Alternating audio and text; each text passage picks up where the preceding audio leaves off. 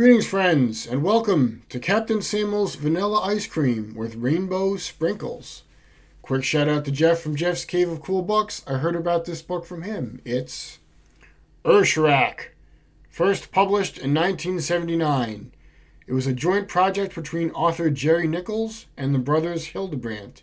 It is fully illustrated high fantasy. So I looked up the author Jerry Nichols online and couldn't find anything out about him.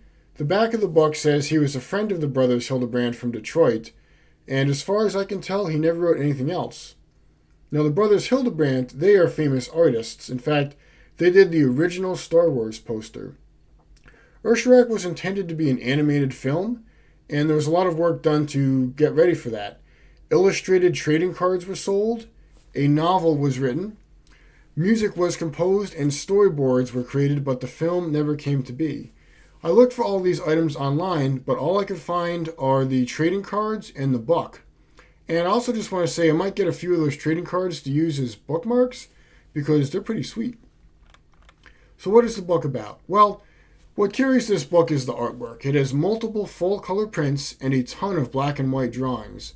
The illustrations add gravitas and beauty to the reading experience and are the best part. In terms of the story itself, it is extremely derivative of Lord of the Rings. The various races of Urshurak need to put aside their differences and unite to stop an evil Death Lord tyrant named Torgon. Most of the book is the heroes traveling around Urshurak, assembling their alliance. It reads like a travelogue as the reader visits the lands of dwarves, two different types of elves, Vikings, Amazon women, beastmen, humans based on Europe, and humans based on the Middle East. And once the army of heroes is assembled, they need to collect a few MacGuffins for the High Elf King. Then they all march out to fight the Death Lord, and that is pretty much it. In terms of what I liked and didn't like about the book, even though it's been done, I really appreciated the tale of a multicultural, multiracial alliance putting aside their differences to take a stand against evil and depression. I've heard that story before, but lately, it just hits different, and I really enjoyed it. There was also an emphasis on fighting for freedom and self-defense, rather than fighting because of hatred and revenge. It talked about taking a stand for what's right without being consumed by vengeance and violence. It felt like it borrowed that from Star Wars, but I still liked it. In terms of cons, there were quite a few. The book felt slow-moving and way too long. The prose felt like the novelization of a movie, rather than a novel, and it had a really formal writing style, almost like high fantasy meets job application cover letter. Also, there were so many characters that I couldn't keep track of them all, and they all have similar names, and they're also referred to in multiple ways, such as where they're from, their formal name, or their nickname. Even the horses had names. The book was just chock full of named characters who would show up for one scene and then reappear hundreds of pages later, and I was like, who the heck is that? I have no idea who this character is. And that really affected the story at critical moments.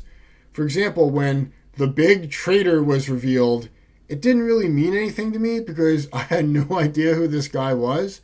And also, when the Amazon Queen was killed, a few pages later she was alive again. I was like, huh? I thought she just died. Well, I had confused Azira, the Amazon Queen, with Zyra, the Amazon. Oops. I also felt the heroes were incompetent and won because they were protagonists rather than heroes. Aelwan the Elf King was especially awful. He gets beat up in every fight, falls from multiple obvious traps, and leaves his magic sword laying around to be lost or stolen. Bro, Aelwan's showdown with Death Lord Torgon was also one of the worst fights I've ever read. Aelwan basically gets beat up, and his helmet gets knocked off and goes landing on the ground. Then Torgon stumbles over Aelwan's helmet on the ground, trips, and falls into a pit. Seriously? Anyway, the writing gets 3 stars from me, a passing grade, but just barely. Due to the stunning art, though, I give the book as a whole 5 stars, because it's a beautiful classic work of high fantasy, and I did enjoy my time with Urshurak. Just understand that this is not a 5-star reading experience. And so do I recommend it? Well, if you like Lord of the Rings and beautiful art, sure, but otherwise, I would say just go to the Brothers Hildebrandt's online art gallery and enjoy all the art that way, and give this book a pass. Anyways, hope you're doing well. Thanks for watching. Don't trip over any helmets lying around.